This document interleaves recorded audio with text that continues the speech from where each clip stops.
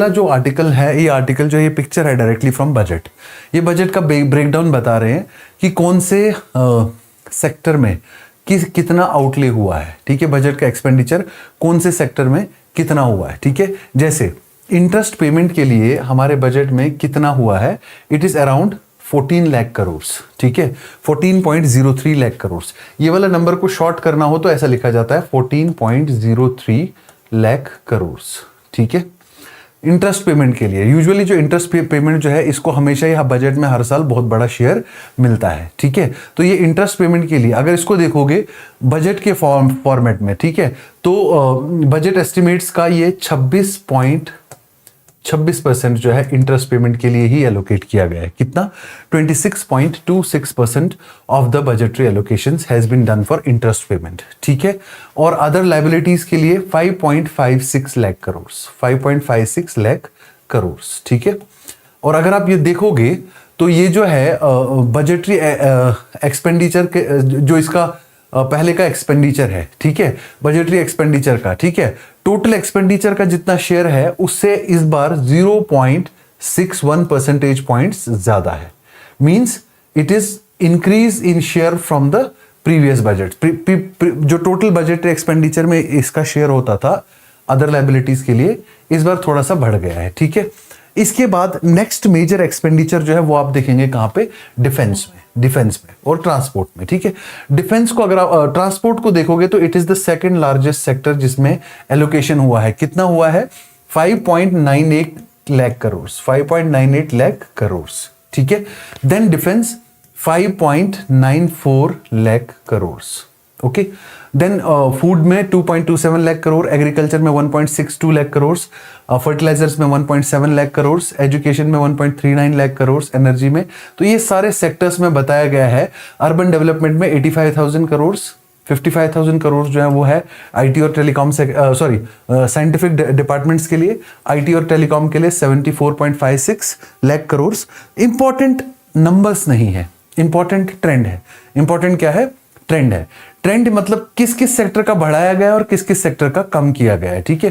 देखो, home affairs के लिए जैसे पिछले बजट के मुकाबले में थोड़ा कम किया गया है, इसका शेयर कम हुआ है। एलोकेशन कम नहीं हुआ, एलोकेशन बढ़ा है, लेकिन शेयर जो ओवरऑल बजट में इसका शेयर पहले होता था उससे 0.09 परसेंटेज पॉइंट कम हुआ है। तो कितना है? होम अफेयर्स में 2.55 लाख करोड़, ठीक है। तो ऐसा हाईएस्ट टू लोवेस्ट अगर याद रखना हो तो सबसे ज्यादा percentage budget allocation interest payment के लिए करीब करीब 26.26%, 2.26%, ठीक है। उसके बाद बाकी जगहों पे थोड़ा कम है, ठीक है। डिफेंस में बहुत ज्यादा है, 5.94 लाख करोड़। लेकिन पिछले साल का जो बजटरी एलोकेशन है उससे तो ज्यादा है, 100%। ऑप सिंदूर की सक्सेस के बाद ये बढ़ाया गया है।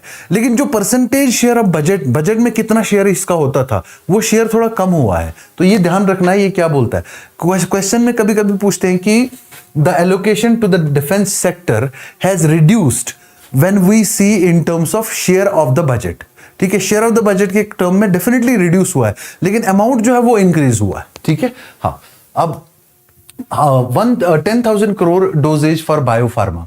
सबसे पहले बायोफार्मा ये कौन सा सेक्टर है? ये बेसिकली वो सेक्टर है जो बायोलॉजिकल मेडिसिन, बायोमेडिसिन के सेक्टर में डील करता है, ठीक है। और इसका मेन पर्पस क्या क्या चीजें बनाना है? One is biologics plus biosimilars chemically और इफेक्टिवली कॉम्पोजिशन वाइज सिमिलर होती है केमिकल मेडिसिन जैसे, but it is used through use of biotechnology ये बनाई जाती है। माइक्रो ऑर्गेनिजम्स का भी यूज किया जाता है, ठीक है। So biotechnology and biological organisms का यूज करके जो मेडिसिन हम बनाते हैं that is called as biopharmaceutical sector या बायोफार्मा, ठीक है। इतना बड़ा एलोकेशन बायोफार्मा के लिए। बायोफार्मा शक्ति एक हमने इसमें बायोफार्मा शक्ति का एक प्रॉमिस किया इस बजट में फाइनेंस मिनिस्टर साहिबा ने। बायोफार्मा शक्ति का क्या मतलब है, हम 2-3 चीजें इसमें करने वाले हैं, ठीक है। सबसे पहले एक इकोसिस्टम बनाएंगे ऐसा जिससे डोमेस्टिक प्रोडक्शन हो। किस चीज का, सबसे ज्यादा बायोलॉजिक्स का और बायोसिमिलर्स का। Medicine, biologics means using biotechnology whatever medicine we are making, biosimilars means similar composition, chemical composition of the medicine but prepared through use of biological organisms and biotechnology and for targeted drug delivery. Okay, तो bio pharma को क्या कहते हैं कि ये हमारे कई सारे फ्रंटियर सेक्टर्स हमने बताए हैं इस बजट में, तो बायो फार्मा को भी एक फ्रंटियर सेक्टर बताया और गवर्नमेंट ने कहा कि इसको हमको स्केल अप करना है, ठीक है। इनोवेशन इंक्रीज करना है, प्रोडक्शन इंक्रीज करना है बायोफार्मास्यूटिकल्स के, ठीक है। बायोफार्मास्यूटिकल्स की क्यों हमको जरूरत पड़ गई, क्योंकि इंडिया का डिजीज बर्डन जो है वो बहुत ज्यादा इंक्रीज हो रहा है। और डिजीज भी कौन सी, नॉन कम्युनिकेबल डिजीज, जैसे डायबिटीज हो गया, कैंसर हो गया, ऑटो इम्यून डिसऑर्डर्स हो गया, वो डिजीज जो है थोड़ा बढ़ रही है, ठीक है। और इसने ये भी कहा कि हम 3 नए national institutes of pharmaceutical education and research, okay, national institutes of pharmaceutical education and research, ठीक है। 3 नए नाइपर्स जो है हम सेटअप करेंगे और जो पुराने एग्जिस्टिंग 7 फैसिलिटीज हैं हमारी बायोफार्मास्यूटिकल्स की, उनको हम क्या करेंगे और ज्यादा एक्सपैंड करेंगे, ठीक है, अपग्रेड करेंगे, ठीक है। और हम इससे करना क्या चाहते हैं, हम अपना जो ड्रग्स का क्वालिटी और ड्रग्स का स्टैंडर्ड जो है वो ग्लोबल स्टैंडर्ड्स का बनाना चाहते हैं, ठीक है। हम अपने central drug standard control organisation को भी ग्लोबल स्टैंडर्ड्स पे ले जाना चाहते हैं, इसीलिए हमने इस बार बायोफार्मा पे ज्यादा फोकस किया है, ठीक है। और US food and drug administration जो है वो बायोफार्मास्यूटिकल्स की जो डेफिनेशन देती है वो ये कहती है कि बायोफार्मास्यूटिकल्स नॉर्मल केमिकल कंपाउंड से बनाने वाली मेडिसिन नहीं है, यह आपको बनानी है, ज्यादा कॉम्प्लेक्स मॉलिक्यूलर प्रोडक्शन इसका होता है और बायोटेक्नोलॉजी का यूज किया जाता है लिविंग सिस्टम्स में, जैसे माइक्रो ऑर्गेनिजम्स, प्लांट सेल या एनिमल सेल्स। तो बायोलॉजिकल या बायोलॉजिकल मॉलिक्यूल्स जो होते हैं वो ज्यादा कॉम्प्लेक्स माने जाते हैं as compare to chemical molecules, तो इसलिए आपको उन चीजों के साथ डील करना है, तो इसलिए आपका जो ये सेक्टर होना चाहिए बहुत ज्यादा स्ट्रेंथन होना चाहिए और हाईली स्टैंडर्डाइज होना चाहिए, ठीक है। फार्मा इंडस्ट्री लीडर्स ये कहते हैं कि ये प्रोग्राम जो है ये गेम चेंजर हो सकता है इंडिया के बायोफार्मा सेक्टर के लिए। ये बहुत ही ज्यादा एनेबलिंग प्रोविजंस बना रहा है इंडिया की जर्नी के लिए, ताकि हम वैल्यू वाइज बायोफार्मास्यूटिकल में एक ग्लोबल लीडर की तरह इमर्ज हो सके। तो मिशन बायोफार्मा या मिशन बायोफार्मा शक्ति और बायोफार्मा के अंदर जो हमने इस वक्त इन्वेस्टमेंट किया वो कितना है, 10,000 करोड़, ठीक है। This is one health related point, very important to remember, ठीक है। दूसरा, कैंसर ड्रग्स और सस्ते हो जाएंगे और 1.5 लाख केयर गिवर्स के लिए ट्रेनिंग के लिए हमने कुछ बजट एलोकेट किया, ठीक है।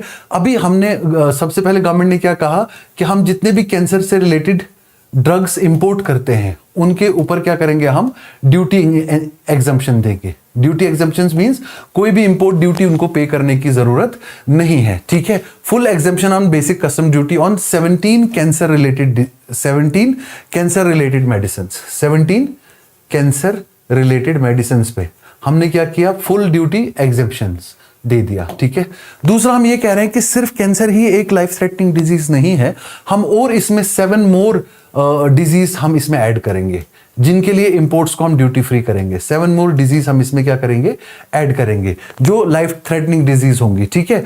तो इसलिए उसमें हम ये 7 मोर डिजीज के लिए जो इंपोर्ट्स करेंगे, ड्रग्स, मेडिसिन या फूड्स या जो स्पेशल मेडिकल पर्पज के लिए हम इंपोर्ट करेंगे, उसको भी ड्यूटी फ्री करने की जरूरत है, ठीक है। उसके बाद हम क्या करेंगे, एक नेटवर्क बनाएंगे नेशन वाइड, ठीक है। नेशन वाइड नेटवर्क किस चीज का बनाएंगे, 1000 एक्रेडिटेड क्लिनिकल ट्रायल साइट्स, ठीक है। क्लिनिकल ट्रायल साइट्स कौन सी होती हैं, ये वो साइट्स होती है जो रिसर्च एंड ट्रायल्स करती रहती हैं मेडिसिन की सक्सेस, फेलियर्स, कंपोजिशंस को चेक करने के लिए। क्लिनिकल ट्रायल साइट्स के लिए हमने 1000 साइट्स का नेटवर्क जो है वो बनाना है, ठीक है। ये एक और प्रॉमिस किया गया इस बार में, ठीक है। ओवरऑल हेल्थ मिनिस्ट्री को जो एलोकेशन हुआ बजट का वो हुआ है कितना, 1.05 लाख करोड़। 1.05 लाख करोड़ जो है वो 6% ज्यादा है, 6% ज्यादा है पिछली बार के हिसाब से, पिछली बार के हिसाब से अगर देखोगे तो, ठीक है। तो 6% increase has been given to health care spending, ठीक है। कोविड के टाइम पे लगातार, कोविड से लेके लगातार गवर्नमेंट हेल्थ केयर स्पेंडिंग को बहुत ज्यादा फोकस कर रही है, ठीक है। उसके बाद हमने प्रीवियस ईयर का अगर देखेंगे रिवाइज्ड एस्टिमेट्स, उसके हिसाब से जो बजटरी एस्टिमेट्स हैं प्रीवियस ईयर के, उससे 6% ज्यादा और रिवाइज एस्टिमेट से 9% ज्यादा, ठीक है। रिवाइज एस्टिमेट्स और बजटरी एस्टिमेट्स में क्या फर्क है, कल मैंने बताया कि वो एस्टिमेट जो हम बजट बनने से पहले सबमिट करते हैं फाइनेंस मिनिस्ट्री को, they are called budgetary estimates. जब फाइनेंस मिनिस्ट्री एलोकेट करती है फंड्स, फिर 1-2 क्वार्टर्स में जब हम एक्सपेंडिचर करते हैं, फिर एस्टिमेट्स का एक रिविजन होता है, क्या जो हमने मांगा था जितना हमको मिला है उतना खर्चा कर पाएंगे या कुछ सरेंडर करना पड़ेगा या कुछ एडिशनल ग्रांट्स चाहिए। तो revised estimates are different from the budgetary estimates. Revised estimates के ऊपर अगर देखें तो हमारा 9% इंक्रीज हो चुका है बजट इस बार हेल्थ केयर सेक्टर के लिए, लेकिन अगर हम बजटरी एस्टिमेट्स पे देखें तो हेल्थ केयर सेक्टर के लिए हेल्थ मिनिस्ट्री को 6% ज्यादा फंड्स मिले as compare to previous year, ठीक है। और इसमें 100 करोड़ का प्रोविजन है किसके लिए, हेल्थ केयर प्रोफेशनल को ट्रेन करने के लिए। 100 crore provision is for the training of health care professionals, training of health care professionals, ठीक है। जो क्या करेंगे, केयर डिलीवरी को हॉस्पिटल से बियॉन्ड क्या करेंगे, केयर डिलीवरी को बियॉन्ड हॉस्पिटल डिलीवरी इंश्योर करेंगे, ठीक है। केयर डिलीवरी के लिए training of 100 crore has been earmarked for this, ठीक है। अब इसमें सबसे ज्यादा इंपॉर्टेंट यह है कि हेल्थ केयर जो है उसमें जो केयर डिलीवरी है वो ज्यादा टिपिकल पार्ट है, क्योंकि इसमें हमें ट्रेंड प्रोफेशनल्स नहीं मिलते, ठीक है। और कई सारे जो मेडिकल प्रोफेशनल्स हैं उनके ऊपर भी जो है काफी ज्यादा बर्डन है, इसलिए हमको एग्जिस्टिंग हेल्थ केयर को मॉडर्नाइज करने की बात की गई है। एमबीबीएस के लिए, पोस्ट ग्रेजुएशन के लिए सुपर स्पेशलिटी नर्सिंग सीट्स को इंक्रीज किया गया है, ठीक है। और मल्टी स्किल्ड केयर गिवर्स को ट्रेन किया जाएगा, जिससे डॉक्टर्स का बर्डन थोड़ा कम हो जाएगा और health care sector better delivery कर पाएगा, ठीक हो गया। Focus on mental health, comprehensive push to scale up Ayush ecosystem. Ayush stands for Ayurveda, Yoga, Unani, Siddha and Homeopathy. ठीक है, ये बेसिकली ट्रेडिशनल मेडिसिन की ब्रांचेस है। 2014 में एक सेपरेट मिनिस्ट्री बनाई गई इसके लिए, मिनिस्ट्री ऑफ आयुष, ठीक है। फाइनेंस मिनिस्टर ने कहा कि मेंटल हेल्थ केयर सेक्टर को जो है हमने ज्यादा फोकस करना है, और ये एक्नॉलेज किया कि हमारी कंट्री में इतनी बड़ी पॉपुलेशन के बाद भी हमारे पास मेंटल हेल्थ केयर इंस्टीट्यूशंस जो है वो सफिशिएंट नहीं है। इसलिए उसने कहा कि हम 2 नेशनल मेंटल हेल्थ इंस्टीट्यूट्स जो हैं, national mental health institutes have been proposed for Tezpur and Ranchi. Please remember, national mental health care institutes are proposed for Tezpur and Ranchi, ठीक है। ये छोटे छोटे फैक्ट्स होते हैं जिनके बारे में कभी क्वेश्चन आता है बजट से, which of the following is true. So national institute of mental health and neuro surgery, national institute for mental health and neuro surgery, ठीक, NIMHANS, okay. So these institutes will be set up and they will provide specialized mental health care, and people will have access to mental health care, and also they will particularly work in the regions which are underserved region, okay. Then comprehensive push has been given to scale up Ayush ministry को जो है कितना funds allocate किया गया है, 4,408 crores, means 4.4 thousand crores, KCR means 1000 crores, 4.4 thousand crores, और पहला allocation कितना था, इट वाज 3.67 KCR, ठीक है, 3.67 KCR। तो हेल्थ केयर सेक्टर में आप देख लो, चाहे आयुष हो, मिनिस्ट्री ऑफ हेल्थ हो, सभी में क्या हो रहा है, बजटरी एलोकेशन जो है वो इंक्रीज हुआ है, ठीक है। उसके बाद marginal hike for agriculture leaves farmers unhappy, ठीक है। फार्मर्स थोड़ा सा सैड हो गए कि हालांकि एग्रीकल्चर सेक्टर में गवर्नमेंट ने बढ़ाया है कितना, 2.6% इंक्रीज किया है बजटरी एलोकेशन को। कहां पहुंचा है अब बजटरी एलोकेशन, एडिशनल 3,000 करोड़ मिलेंगे, additional 3,000 crore, 3,000 crore have been earmarked for the agriculture sector, ठीक है। अब टोटल प्रपोजल कितना है, कितना स्पेंड करना है हमने एग्रीकल्चर सेक्टर में, it is 1.3 lakh crore in agriculture sector, which is 2.6% higher the previous. ठीक है, अगर प्रीवियस देखोगे तो प्रीवियस कितना था 1.27 लाख करोड़, 1.27 लाख करोड़। तो 1.27 लाख में जब आपने 3000 ऐड किया तो ये हो गया 1.3 लाख करोड़ एग्रीकल्चर सेक्टर के लिए। ठीक है, अब ये एग्रीकल्चर सेक्टर के लिए फर्टिलाइजर मिनिस्ट्री को अलग से जो है फंड्स दिया गया है, वो कितना है फर्टिलाइजर मिनिस्ट्री को, ये तो हो गया ministry of agriculture. Fertiliser ministry को, ministry of agriculture separate, ministry of agriculture and farmer welfare. ठीक है, सो फर्टिलाइजर मिनिस्ट्री को कितना दिया गया 1.7 लाख करोड़। ठीक है, ताकि वो ज्यादा से ज्यादा नेचुरल फर्टिलाइजर्स की तरफ शिफ्ट करें। And it is also an increase by 8.5%, means जितना पिछले साल एलोकेट हुआ था उससे 8.5% ज्यादा एलोकेशन दिया है। ठीक है, अब ये एलोकेशन दिया क्यों गया है, ये इसलिए दिया गया है ताकि फार्मर्स की जो डिमांड्स हैं वो फर्टिलाइजर सेक्टर में कम से कम मीट की जाए। लेकिन फार्मर्स इससे ज्यादा खुश नहीं है। फार्मर कह रहे हैं कि आपने मिनिमम सपोर्ट प्राइस को लीगलाइज करने के लिए कोई लॉ पास नहीं किया, तो मिनिमम सपोर्ट प्राइस पे कोई बात नहीं हुई इस बजट में। ठीक है, फार्मर्स का जो डेट है, फार्मर्स का जो कर्जा है, ठीक है, फार्म डेट के ऊपर आपने कोई बात नहीं की। फार्मर्स जो हैं डेट की वजह से काफी ज्यादा सुसाइड्स वगैरह फार्मर्स के देखे जाते हैं। ठीक है, उसके बाद जो ग्लोबल ट्रेड की और टैरिफ वॉर्स की वजह से क्राइसिस है एग्रीकल्चर सेक्टर में, उसके ऊपर कोई बात नहीं आपने की। लेकिन आपने बात की सिर्फ किसके ऊपर, फर्टिलाइजर के ऊपर, और एडिशनल एलोकेशन किया। लेकिन क्यों कहा ये तो ज्यादा आपने डिस्कशन नहीं किया। ठीक है, उसके बाद आपने ज्यादा रिसर्च, जो एग्रीकल्चर से रिलेटेड रिसर्च था, रिसर्च के लिए आपको बजट बढ़ाना था, रिसर्च के लिए आपने कम कर दिया। अब बेटर सील्ड, हाई यील्ड वैरायटी सील्ड्स जो हैं उसके लिए आपने बढ़ाना था एक्सपेंडिचर, लेकिन आपने कट कर दिया। It has cut by 4.6% for research, agriculture research के लिए only 9,967 crore you have kept. ठीक है, और पिछला कितना था 10,466 करोड़। 4.6% का कट करके आपने कितना लाया, it is about 9.96 1000 crore. Okay, तो ये कट कर दिया आपने। लेकिन उसके लिए उसमें आपने अलग से एक अनाउंसमेंट किया कि हम 350 करोड़ जो सपोर्ट देंगे वो किसके लिए, high value agriculture, mainly coconut, cashew, sandalwood and nut crops. ठीक है, इसके लिए आपने दिया। ठीक है, एक इसमें प्रोजेक्ट, एक इसमें स्कीम मेंशन्ड है, भारत विस्तार। What is Bharat Vistaar? ठीक है, please remember this, very important. Bharat Vistaar का मतलब क्या है, Bharat virtually integrated system to access agriculture resources, virtually integrated system to access agriculture resources. ठीक है, ये बेसिकली क्या है कि आर्टिफिशियल इंटेलिजेंस टूल्स को कैसे आप इंटीग्रेट करेंगे दो चीजों के साथ, Indian council of agricultural research और एग्रीकल्चरल के जो टेक्नोलॉजी मिशन है या टूल्स हैं एग्री स्टैक। ठीक है, इनके साथ आप आर्टिफिशियल इंटेलिजेंस को क्या करोगे, इंटीग्रेट करोगे। उससे क्या होगा, better disaster responses, better warnings and better education of farmers for cultivation of crops. इससे क्या होगी, फार्म प्रोडक्टिविटी बढ़ेगी, वो बेटर डिसीजंस ले पाएंगे considering the AI enabled warning systems and AI enabled knowledge systems. ठीक है, और फार्मर्स का रिस्क भी थोड़ा सा कम हो जाएगा बिकॉज कस्टमाइज्ड एडवाइजरी मिलेगी फार्मर्स को थ्रू दिस भारत विस्तार project. Bharat virtually integrated system for what, for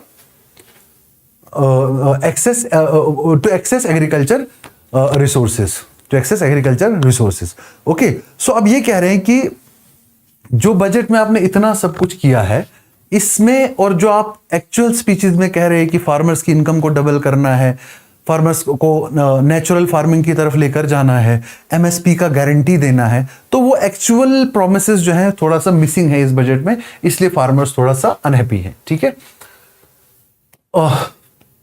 अगला आर्टिकल है coconut, cocoa, sandalwood gate special attention. ये मैंने आपको बताया, इनको मैंने पिछले आर्टिकल में बताया कि हाई वैल्यू क्रॉप्स जो हैं, हाई वैल्यू एग्रीकल्चर क्रॉप्स जो हैं उनको थोड़ा स्पेशल अटेंशन देना पड़ेगा। ठीक है, क्यों, उन्होंने एक स्कीम भी इसके लिए बताया कि हम 350 करोड़ जो है ईयरमार्क करेंगे सिर्फ हाई वैल्यू क्रॉप्स का एक्सपेंशन के लिए। ठीक है, नॉर्थ ईस्ट में अगर ट्रीज हो गया, nuts, almonds, walnuts, pine nuts, और हिली रीजन्स में भी इसको सपोर्ट करने के लिए हम जो है हाई वैल्यू क्रॉप्स को सपोर्ट करने के लिए जो है ये वाला फंड्स एलोकेट कर रहे हैं। ठीक है, सो मेनली किसके लिए, हाई वैल्यू क्रॉप्स के लिए। ठीक है, अब इससे फायदा क्या होगा कि हम तो जैसे इंडिया है one of the world's largest coconut producers है। 30 मिलियन पीपल डिपेंडेंट होते हैं कोकोनट वाले सेक्टर में अपने लाइवलीहुड के लिए, ठीक है। तो कोकोनट प्रमोशन स्कीम जो है उसको भी क्या किया जाएगा, प्रमोट किया जाएगा ताकि प्रोडक्शन बढ़े कोकोनट की और प्रोडक्टिविटी भी फर्दर इंक्रीज हो।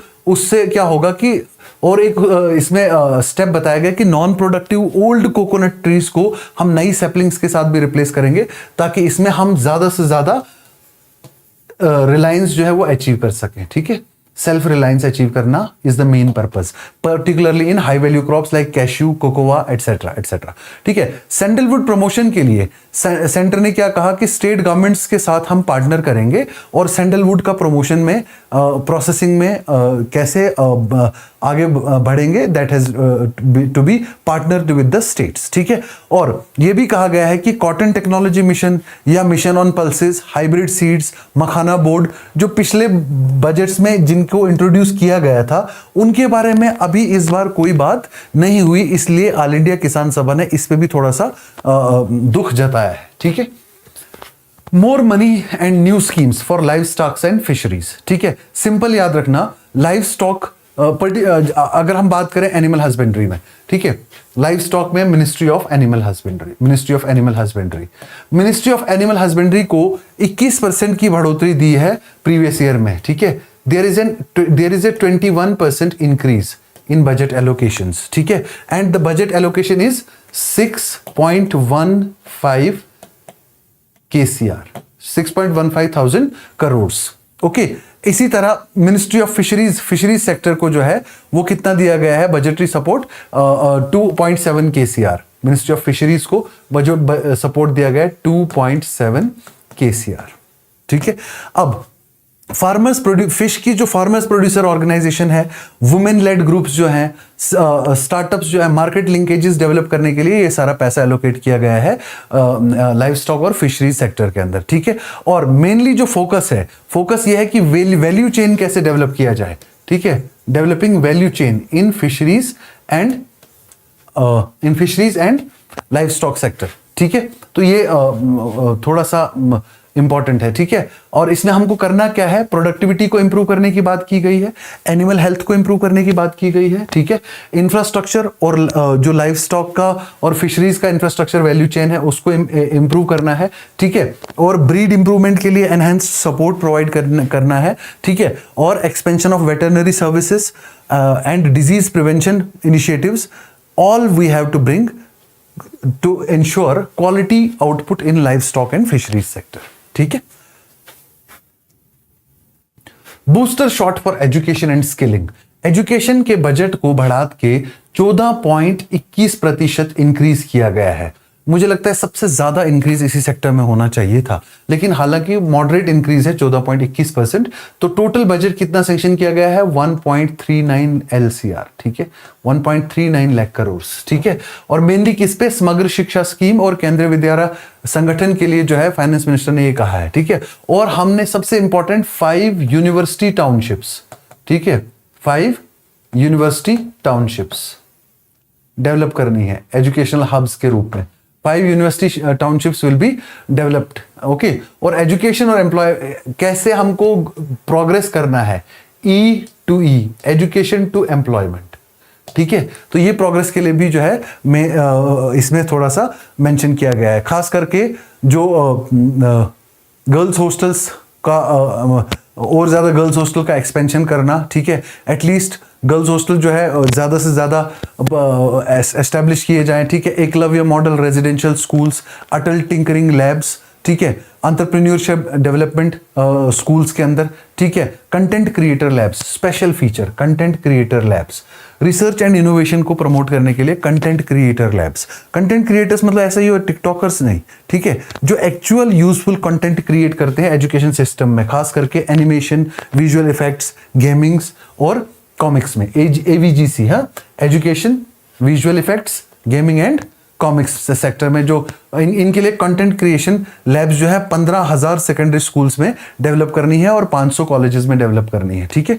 तो this is be basically a booster shot for the education, ठीक। New rural job scheme, Viksit Bharat guarantee for Rozgar and Ajeevika mission Gramin which replaced MNREGA. ठीक है, अब मनरेगा का आउटगोइंग साल है ये। ठीक है, अभी क्योंकि इसके रूल्स नोटिफाई नहीं हुए, इंटरिम मनरेगा अब एक्चुअल स्कीम की जगह हो गई इंटरिम स्कीम, जब तक इसके रूल्स नोटिफाई होंगे। तो मनरेगा के लिए रखा गया 30,000 करोड़। ठीक है, और वीबीजी रामजी के लिए 95.69 थाउजेंड करोड़। ओके, अब ये मिला के देख लो आप, ये हो जाता है अप्रोक्सीमेटली 1.25 लाख करोड़। ठीक है, और इसके अलावा पिछले साल अगर देखोगे मनरेगा में सिर्फ 86,000 करोड़ था, तो वो बढ़ा के आपने कितना कर दिया, 1.25 लाख करोड़ से भी ज्यादा। ठीक है, 1.256 लाख करोड़।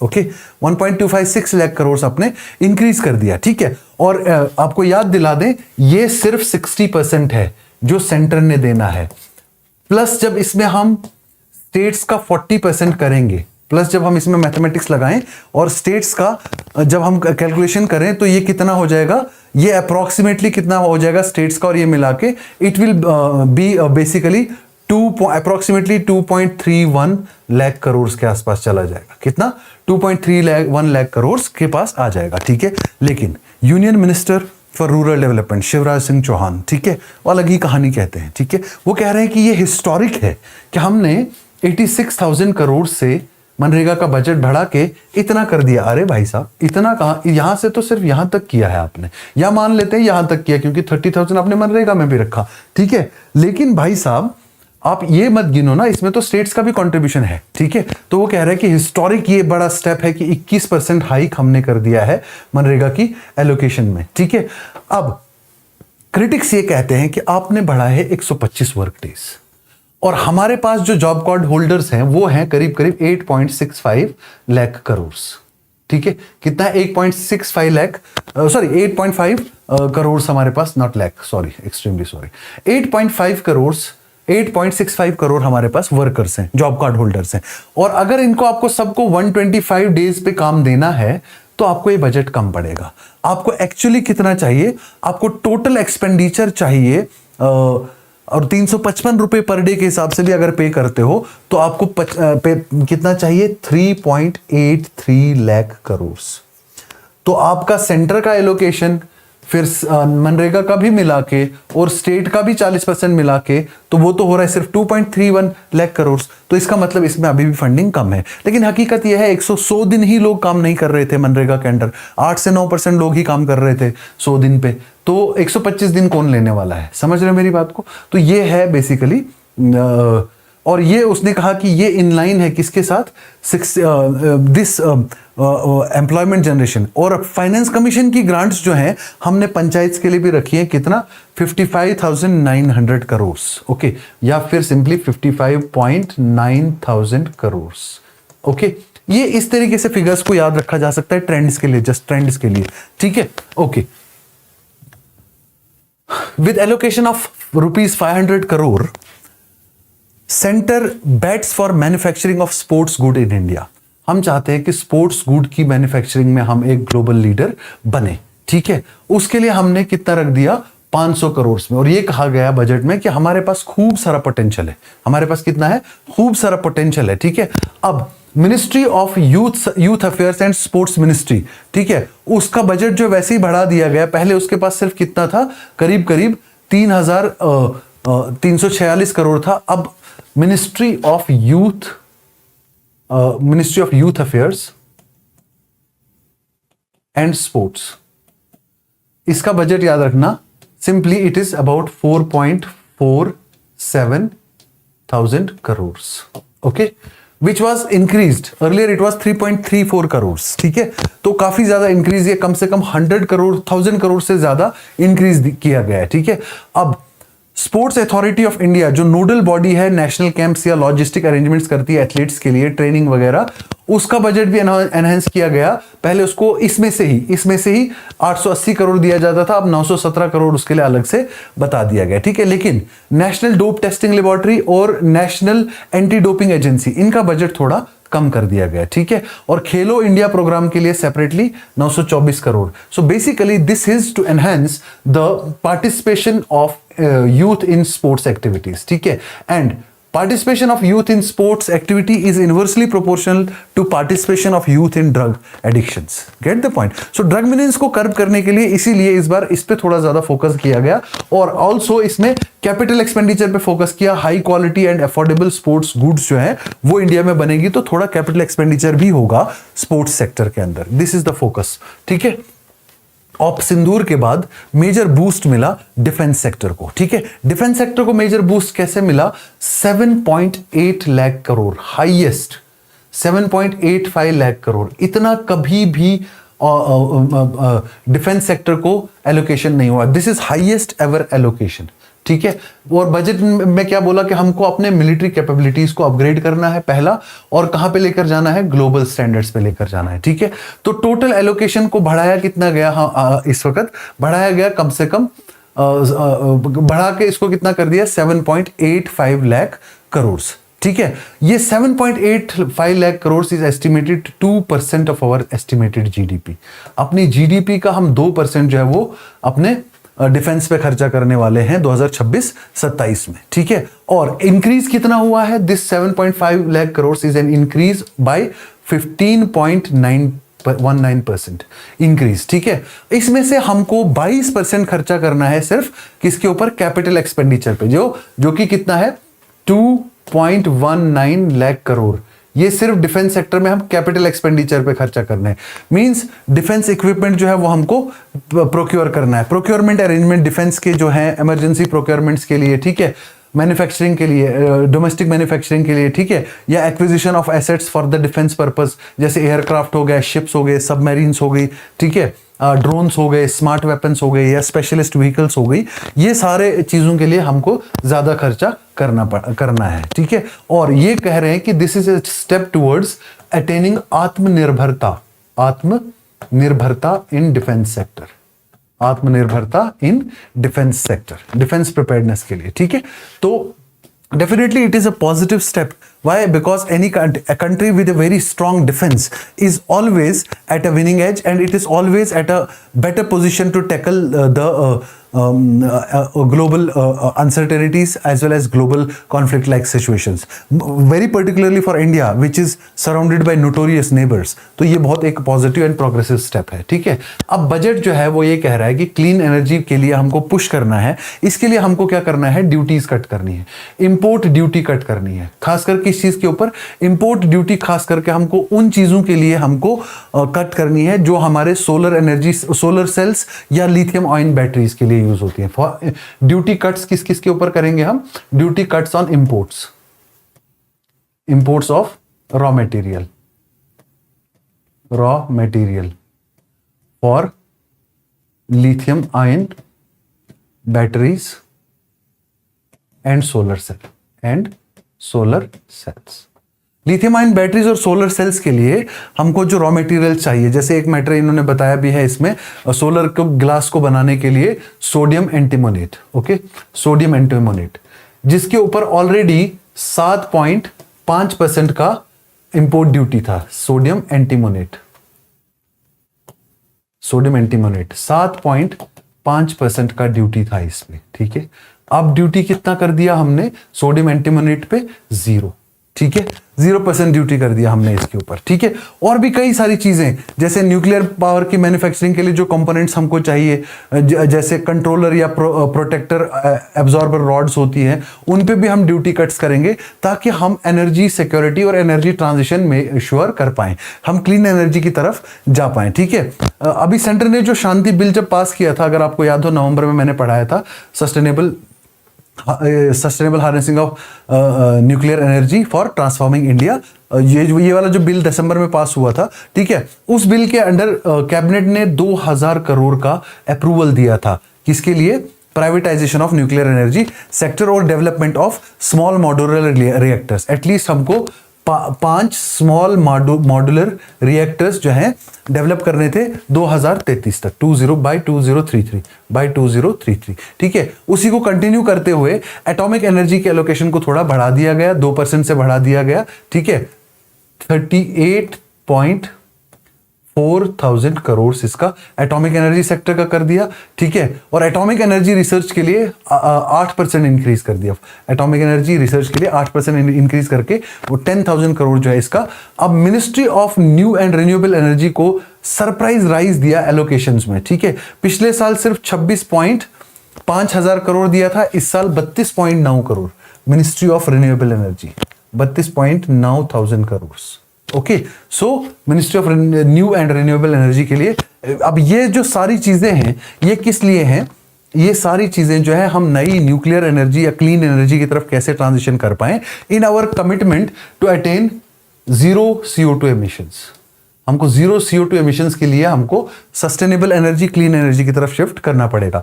जैसे पिछले साल की स्कीम्स जो हैं, प्रधानमंत्री सूर्यघर मुफ्त बिजली योजना है, ठीक है। उसका ऑब्जेक्टिव ये है प्रधानमंत्री सूर्यघर मुफ्त बिजली योजना का कि 1 करोड़ हाउस होल्ड्स को हमने सोलर एनर्जी से क्या करना है, इलेक्ट्रिफिकेशन करना है, ठीक है। तो इस स्कीम के लिए पिछले साल कितना था, 20,000 करोड़ दिया गया था, ठीक है। प्रधानमंत्री सूर्यघर मुफ्त बिजली योजना, सूर्यघर मुफ्त बिजली योजना। पिछले साल 20,000 करोड़, इस साल 22,000 करोड़, ठीक है। तो 2,000 करोड़ का इंक्रीमेंट, ठीक है। तो ये सारी चीजें जो हैं किसके लिए, transition to clean energy, this is our purpose, ठीक हो गया। 2,000 crore has been earmarked for carbon capture storage scheme, ठीक है। There is a scheme called as carbon capture and utilisation scheme. जो भी इंडस्ट्रीज है जो कार्बन एमिशन करती है, उनका पॉइंट ऑफ एमिशन पता करना है कि एमिशन कहां से होता है। वहां पे कार्बन कैप्चर डिवाइसेस यूज करनी है और उस कैप्चर्ड कार्बन को या तो यूज करना है एज ए रॉ मटेरियल दूसरी जगह, ताकि दूसरी जगह सोर्स ऑफ एनर्जी वो बन सके, टरबाइन्स को घुमा सके और एनर्जी प्रोड्यूस हो सके, या उसको कई जगह पे स्टोरेज करना है, ठीक है। ये basically this falls under principal scientific advisor, principal scientific advisor, ठीक है, under the department of science and technology. Principal scientific advisor is under department of science and technology, ठीक है। अब इसके लिए सेंटर ने कितना अभी इस साल 20,000 करोड़ जो है वो ईयरमार्क किया है, 20,000 करोड़, ठीक है। और ये कहा गया है कि ये इंपॉर्टेंट पार्ट है डीप एमिशंस को कट करने के लिए, ठीक है, डीप एमिशंस को कट करने के लिए, ठीक है। अब इसके लिए क्या क्या करना पड़ता है, सबसे पहले हमको पॉइंट ऑफ सोर्स पे कार्बन कैप्चर करना है, पर्टिकुलरली स्टील, सीमेंट या फर्टिलाइजर इंडस्ट्री से या पावर जनरेशन से, ठीक है। फिर हमको इंडिजीनियस टेक्नोलॉजी डेवलपमेंट पे फोकस करना है और shared transport and storage infrastructure चाहिए, जहां हम ट्रांसपोर्ट भी कर सके CO2 एमिशंस को और उनको ट्रांसपोर्ट कर सके और स्टोर कर सके, ठीक है। तो ये सारी चीजें जो है mainly for carbon capture and utilisation and storage scheme के लिए एलोकेट किया गया है, ठीक है। सेंसस जो कि हर साल 2011 में हुई थी, 2021 में होनी चाहिए थी, लेकिन 21 में ना होके 2027 में होगी, ठीक है। और 16 इयर्स के गैप के बाद या 16 इयर्स के गैप के बाद। याद रखना, census operation registrar general of census and commissioner for registrations उसके अंडर में होती है, which is under ministry of home affairs. Ministry of home affairs is the nodal ministry, या ये कभी कभी सवाल आता है which ministry is the nodal ministry for census operations. तो होम मिनिस्ट्री का एलोकेशन वैसे ही बढ़ाया गया, कितना 9.44% इंक्रीज किया गया एलोकेशन में, ठीक है, बजट एलोकेशन में। तो कितना दिया गया इस समय, 2.55 लाख करोड़। पिछले साल था 2.33 लाख करोड़ होम मिनिस्ट्री को, और इसमें से सेंसस के लिए 6,000 करोड़ जो है वो सेपरेटली रखा गया ताकि सेंसस ऑपरेशंस प्रॉपरली किया जाए, ठीक है। उसके बाद ये कहा कि वाइब्रेंट विलेजेस जो है इंटरनेशनल बॉर्डर्स के पास, हमको एक स्कीम चल रही है vibrant village development programme near international border, vibrant village programme, development of vibrant villages near international borders. उसके लिए कितना, इसका सेकंड फेज अब चालू होना है और इसके लिए 300 करोड़ जो है एलोकेट किया गया है। पिछले साल के कंपैरिजन में ये भी बढ़ाया गया है। बाकी आर्म्ड पुलिस फोर्सेस का जो इंफ्रास्ट्रक्चर है उसको बढ़ाने के लिए, ठीक है, और reserve police forces, border security forces, industrial security forces, इन सभी के लिए क्या किया गया है, बजटरी एलोकेशन जो है वो थोड़ा सा इंक्रीज किया गया है, ठीक है। और inter operable criminal justice system को भी जो है बेटर करने के लिए खूब सारा फंड्स जो है 550 करोड़ का एलोकेट किया गया है। पिछले साल सिर्फ 300 करोड़ था उसमें, किसके लिए? Inter operable criminal justice system. तो ओवरऑल सारे सेगमेंट्स को टच किया गया, लेकिन उसमें जो की सेक्टर है उसको फोकस किया गया। ठीक है, अब rare earth corridors, very very important, highly probable question for prelims from this article. ठीक है, 4 एरियाज आइडेंटिफाई किए गए, mineral rich states of Orissa, Kerala, Andhra and Tamil Nadu. Please remember this, Orissa, Kerala, Andhra and Tamil Nadu, जिनमें यह बताया गया कि we will be making rare earth corridors. ठीक है, थोड़ा सा रेयर अर्थ एलिमेंट्स के बारे में मैं आपको बताना चाहता हूं। पहले तो समझो, ये लेंथेनाइट ग्रुप के जो 17 एलिमेंट्स हैं, ठीक है, ये वो वाले एलिमेंट्स है और 2 और एलिमेंट्स इनके साथ है। ठीक है, अब रेयर अर्थ एलिमेंट्स इनको क्यों कहा जाता है? अर्थ जो वर्ड है ना, ये बेसिकली हिस्टोरिकल वर्ड है। बेसिकली जो ऑक्साइड्स होते थे उनको अर्थ एलिमेंट्स कहते थे। ठीक है, ये एक हिस्टोरिकल टर्म है। रेयर इनको उस टाइम रेफरेंस में कहा जाता है क्योंकि उस टाइम या तो ये मिलते नहीं, मिलते तो प्योरली एक्सट्रैक्टेबल फॉर्म में नहीं मिलते। आज की डेट में बहुत एबंडेंट है, लेकिन अब नाम पड़ गया रेयर अर्थ एलिमेंट, तो इसका ये मतलब नहीं है कि ये रेयर है अर्थ की सरफेस में। अर्थ के सरफेस में बहुत ज्यादा एबंडेंस में ये पाए जाते हैं, बस ये ऐसे कंग्लोमरेट्स में नहीं मिलते कि आप इनको एक्सट्रैक्ट कर पाओ। और इनका एक्सट्रैक्शन टेक्नोलॉजी जो है, वो माइनिंग जो है या प्रोसेसिंग जो है, वो भी अभी नेसेंट स्टेज में है। ठीक है, 70% 60% प्रोडक्शन जो है आज भी कौन कंट्रोल करता है? चाइना। तो आत्मनिर्भरता जब करनी है तो आपको अपनी कंट्री में रेयर अर्थ की माइनिंग, प्रोसेसिंग और एक्सप्लोरेशन के लिए डेवलप करने पड़ेंगे कॉरिडोर्स। तो हमने 4 कॉरिडोर्स आइडेंटिफाई किए, ओडिशा, केरला, आंध्र प्रदेश और तमिलनाडु में, चाइना की डोमिनेंस को कर्ब करने के लिए और खुद को हम क्या करने के लिए? स्ट्रेंथन करने के लिए, हमारी कैपेसिटी बढ़ाने के लिए। ठीक है, इसमें हमको क्या करना है? इन कॉरिडोर्स में हम प्रमोट करेंगे mining, processing and research and manufacturing of critical minerals. अब ये जो रेयर अर्थ एलिमेंट्स हैं 2 किस्म के होते हैं। ठीक है, light rare earth elements and heavy rare earth elements. Question ऐसे भी आ सकता है, which of the following is a light rare earth element, which of the following is a heavy rare earth element. ठीक है, अब ये जो लाइट रेयर अर्थ एलिमेंट्स होते हैं, ठीक है, ये कौन कौन से हैं? लेंथिनियम हो गया, सीरियम हो गया, या प्रेसियोडियम हो गया, प्रेसियोडाइमियम हो गया, नियोडाइमियम हो गया, समेरियम हो गया, यूरोपियम हो गया।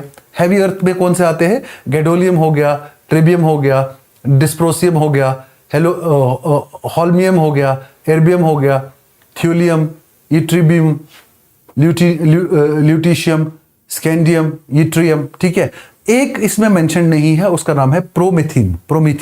प्रोमीथियम इसलिए क्योंकि ये एक्सट्रैक्टेबल क्वांटिटी या माइनेबल क्वांटिटी में अभी इसका कहीं पे रिजर्वायर हमको मिला नहीं है। ठीक है, और ये सबसे ज्यादा बेस्ट सोर्सेज है, क्लीन एनर्जी टेक्नोलॉजीज में सबसे ज्यादा इनका यूज होता है, विंड टर्बाइंस में, इलेक्ट्रिक व्हीकल्स में, ठीक है, डिफेंस एप्लीकेशंस में, ठीक है, हाईटेक डिवाइसेस जैसे स्मार्टफोन्स हो गए, हार्ड डिवाइसेस हो गई, इन सब में रेयर अर्थ एलिमेंट्स का यूज होता है। ठीक है, तो ये सारी चीजें जो है इसके बारे में ध्यान रखना है। ठीक है, तो चाइना का डोमिनेंस ग्लोबल लेवल पे कर्व करने के लिए हमने इसमें मेंशन किया कि हम जो है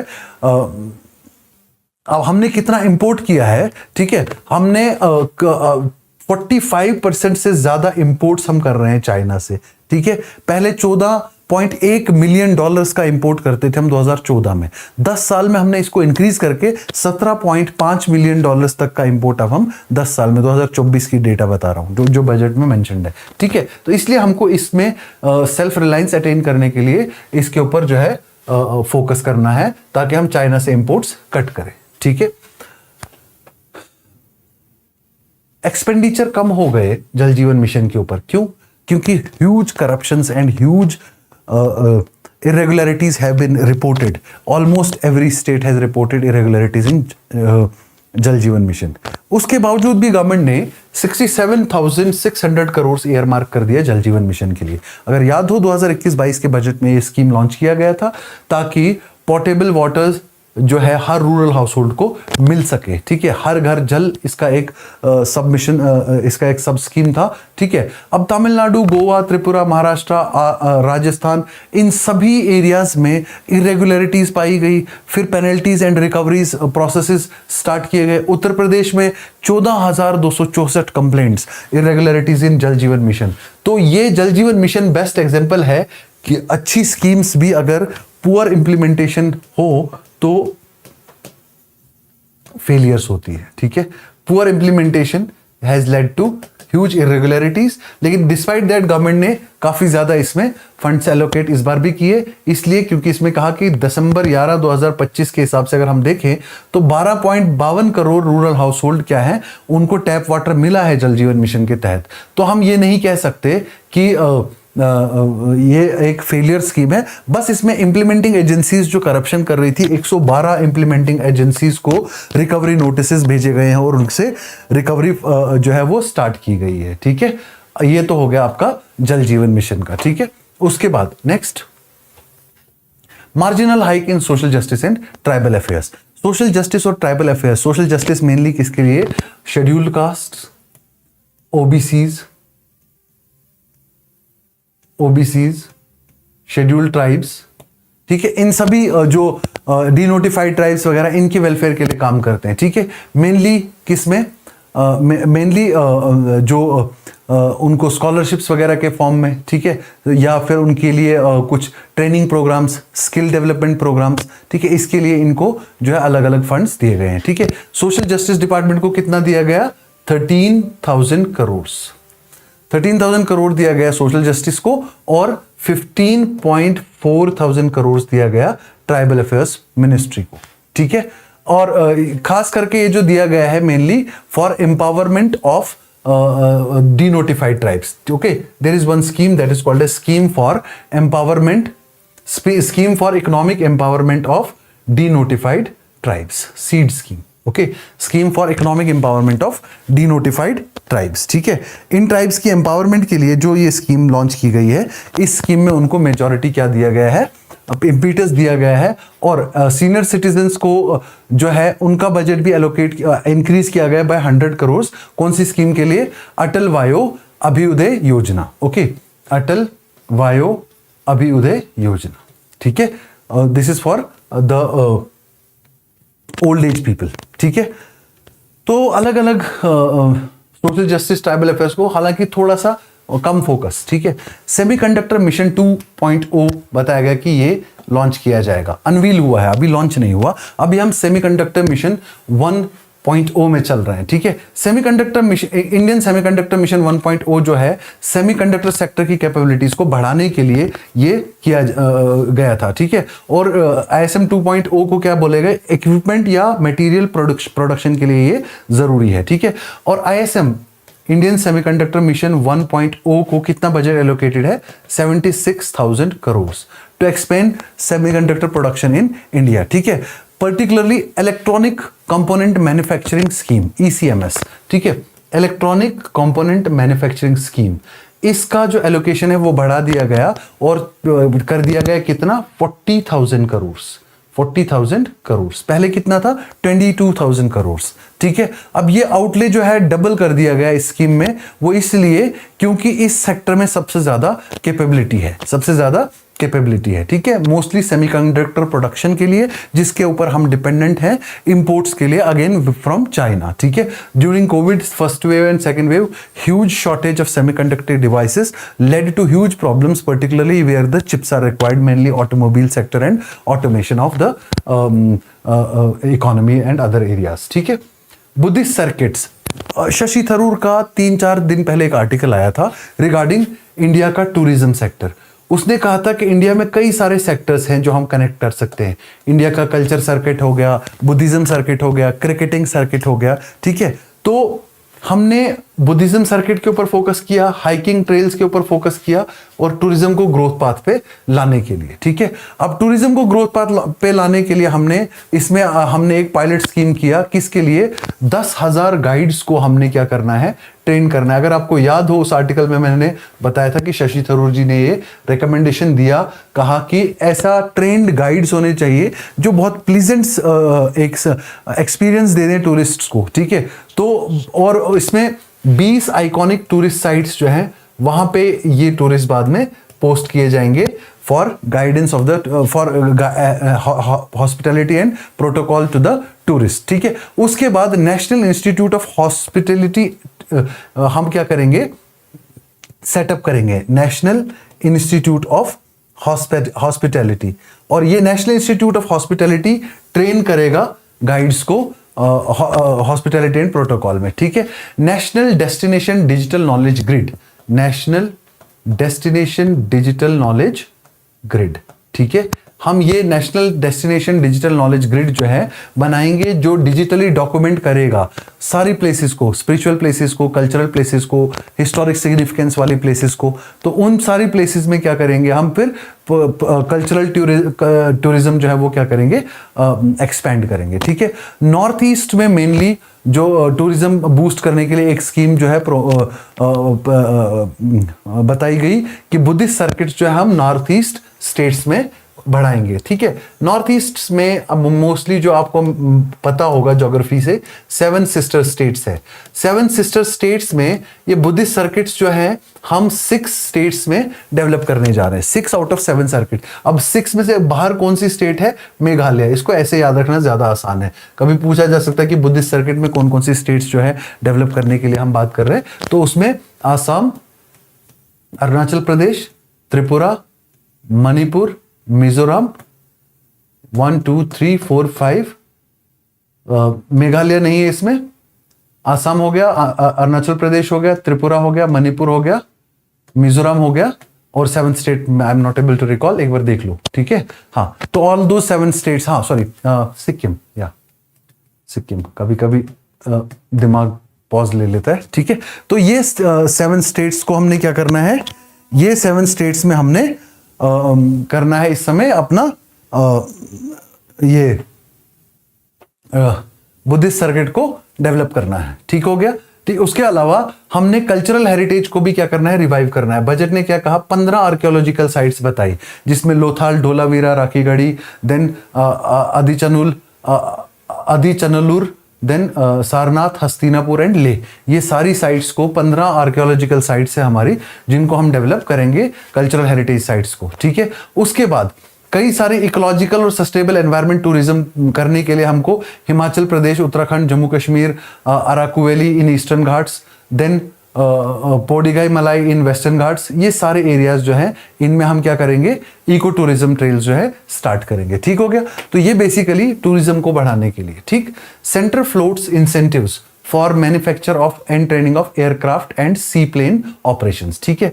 अब इसमें मोस्टली एयरक्राफ्ट, क्यों, ये उड़े देश का आम नागरिक एंड उड़े देश का आम नागरिक 2.0, ये 2 स्कीम्स हैं जो फैसिलिटेट करने के लिए लाई गई थी एविएशन सेक्टर में, ताकि जो है एविएशन इंडस्ट्री में जो है वो ज़्यादा से ज़्यादा अफोर्डेबिलिटी आ जाए, ठीक है। और इसलिए अभी इंसेंटिव्स बताए गए मैन्युफैक्चरिंग के लिए एयरक्राफ्ट्स इन इंडिया, और training aircraft and seaplanes के लिए हमने कस्टम्स ड्यूटी को भी क्या किया गया है, रिड्यूस कर दिया गया है, ठीक है। 7.5% कस्टम्स ड्यूटी रिड्यूस कर दी गई।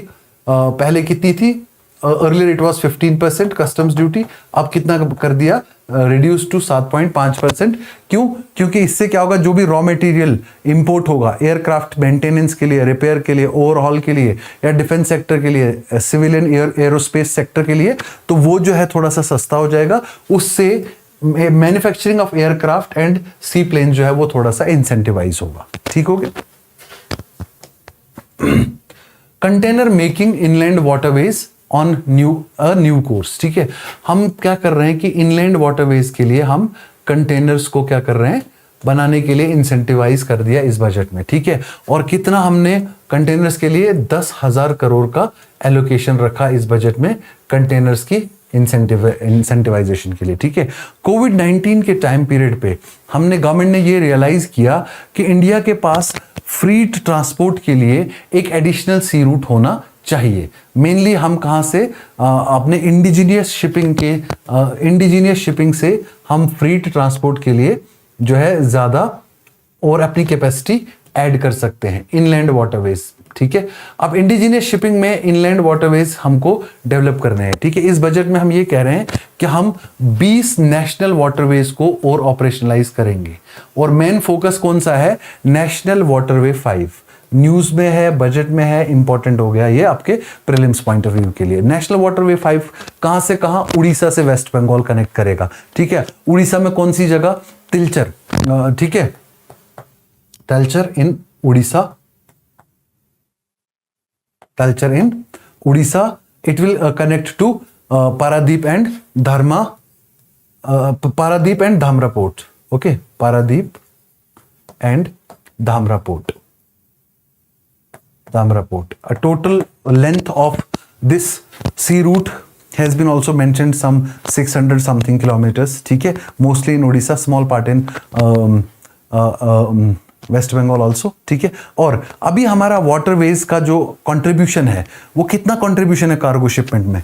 Waterways contribute only 6% of the contribution to 6% contribution to freight transport. Now we want to enhance it and we want to double it to 12%. 12% करना है हमको आपको अपना फ्रीट कॉरिडोर थ्रू वाटरवेज। क्यों? क्योंकि वाटरवेज को माना जाता है चीपर मोड, और चीपर मोड माना जाता है ट्रांसपोर्टेशन का, वाटर के फ्लो के साथ भी और मार्केट एक्सेस भी, और स्मॉल बिजनेसेस को एक्सेस देता है ये ट्रांसपोर्ट करने के लिए फ्रीट को अपना अलग अलग जगह के ऊपर। ठीक है, तो इसलिए हमने कंटेनर मेकिंग ज़्यादा इंपॉर्टेंट पार्ट है उसका, क्योंकि कंटेनर्स चाहिए, special containers for movement of water corridors. ठीक है, अब मेनली जो है इसमें डेडिकेटेड फ्रीट कॉरिडोर जो है वो हम एस्टेब्लिश करने जा रहे हैं दकुनी उड़ीसा से Dankuni in Bengal to Surat in Gujarat. Okay, तो जो हम डेडिकेटेड फ्रीट कॉरिडोर इस बजट में मेंशन्ड है that is from Dankuni West Bengal to Surat in Gujarat, east west corridor, dedicated freight corridor. ठीक है, और we will be using for this national waterway 5 we will be using which rivers? We will be using Brahmani and Mahanadi rivers. National waterway 5 जो मैंने mention किया। ठीक है, Brahmani river and Mahanadi rivers. Okay, so ये कुछ पॉइंट्स हैं जो प्रीलिम्स पॉइंट ऑफ व्यू से ज्योग्राफी के क्वेश्चन आ जाते हैं, तो फिर हम सोचते हैं कहां से क्वेश्चन आए, जस्ट वो न्यूज में रहे होते हैं तो क्वेश्चन आ जाते हैं। ठीक है, budget ignores unemployment and social security trade unions. ठीक है, इसके बावजूद इतना सब कुछ मैंने आपको बता दिया एलोकेशन के बावजूद भी। ठीक है, ये कह रहा है कि लेबर मिनिस्ट्री जो है उसका बजट आपने ज्यादा बढ़ाया नहीं। ठीक है, लेबर मिनिस्ट्री को आपने पहले भी उतना ही दे रखा था जितना आप दिया, वो कितना है? 32.66 थाउजेंड करोड़। ठीक है, ये हो गया आपका लेबर मिनिस्ट्री का एलोकेशन। ठीक है, ट्रेड यूनियंस ये कहते हैं कि आपने एम्प्लॉयमेंट सेक्टर के ऊपर क्यों ध्यान नहीं दिया, जॉब अपॉर्चुनिटीज बढ़ाने की बात क्यों नहीं की। लेकिन वो ये भूल रहे हैं कि जो सेमीकंडक्टर डिवाइसेस के लिए, जो आईटी सेक्टर को बूस्ट देने के लिए, फार्मास्यूटिकल को बूस्ट देने के लिए, टूरिज्म को बूस्ट देने के लिए जितनी भी स्कीम्स बताई गई उन सब में पैरेलली एम्प्लॉयमेंट होगा, तो सेपरेट प्रोविजंस जो है एम्प्लॉयमेंट के लिए क्यों नहीं दिए, ऐसा उनका कहना है। और वर्कर्स की सोशल सिक्योरिटी के लिए बात क्यों नहीं की, जबकि फाइनेंस मिनिस्ट्री ने रिपीटेडली, फाइनेंस मिनिस्टर साहिबा ने लेबर कोड्स की तरफ रेफरेंस दिया कि ये पूरी तरह से हमारे लेबर सेक्टर को रिवैम्प करेंगे और social security including all the workers including the gig workers उनको भी जो है वो मिलेगी। ठीक है, अब यूनियन लेबर मिनिस्ट्री को जो 32.66 लाख करोड़ जो है इस बार दिया गया है एलोकेशन, उसमें प्रधानमंत्री विकसित भारत रोजगार योजना। ओके, प्रधानमंत्री विकसित भारत रोजगार योजना, इस एक स्कीम के लिए जो एम्प्लॉयमेंट जनरेशन स्कीम है उसी के लिए सिर्फ 20.08 थाउजेंड करोड़ ऑलरेडी दे रखा है। ठीक है, और बजट में उनका ये भी कहना है कि एम्प्लॉयमेंट का इशू जो है कोई एड्रेस नहीं हुआ और ये बजट जो है ये प्रो कॉर्पोरेट बजट है। इसी तरह भारतीय मजदूर संघ का कहना है कि urgent livelihood and social security concerns भी ये बजट जो है एड्रेस नहीं कर पाया और इससे उन्होंने क्या शो किया, डिससेटिस्फेक्शन शो किया। ठीक है, वर्कर्स के लिए कोई स्कीम जो है बहुत ज्यादा इसमें उनको नजर नहीं आई और ये कहा कि बजट जो है it was full of rhetoric, बातचीत थी इसमें ज्यादा और सब्सटेंस फॉर द मासेस इसमें नहीं है।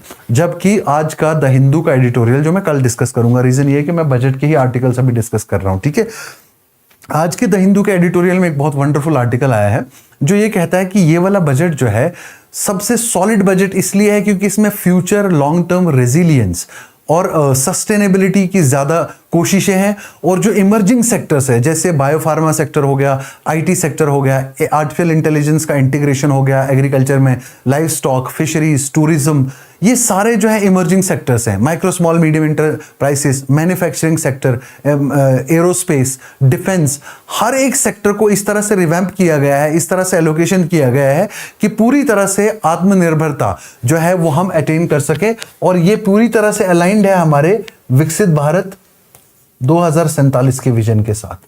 ये आज के आर्टिकल का क्रक्स मैंने बता दिया द हिंदू में जो आया हुआ है। ठीक है, विकसित भारत बाय 2047। ठीक है, इसी के साथ बजट के सारे आर्टिकल्स, कम से कम 25 से 30 आर्टिकल्स न्यूज़पेपर के जो मैंने आपके साथ डिस्कस कर लिए, मेरे हिसाब से बार बार रिपीटेडली इनको देखो, सुनो, नोट डाउन करो, सफिशिएंट है आपके बजट की नॉलेज के लिए। अब बेसिक जो बजट, ओरिजिनल बजट है, उसको पढ़ाने का फन तो रहा नहीं ज़्यादा, लेकिन फिर भी डेफिसिट्स, रेवेन्यू डेफिसिट्स, ये सारी बातें अभी रह गई हैं, तो ये एक और बजट की क्लास लूंगा, उसमें कर लूंगा मैं। ठीक है, thank you so much for joining me today, we will meet again tomorrow.